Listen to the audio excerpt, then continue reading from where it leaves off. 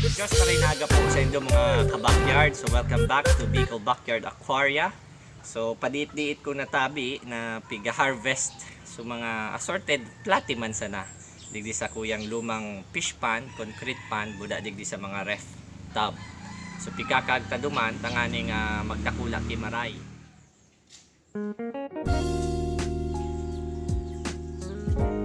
Okay na po. So nalipatan na po sa mga saradit na sira digdi.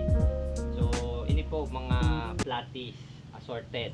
So as of now, igwa na kita digdiki 200 na pidaso na assorted platis. So digdita sinda pipilian, papadakulaon, babahugon. So igwa kitang kinaag na lotus, uda aeration. Tanganing magayon ang pagdakula ng mga sira. Okay po. Maraming salamat din po pala sa mga nag-like at nag-follow sa Facebook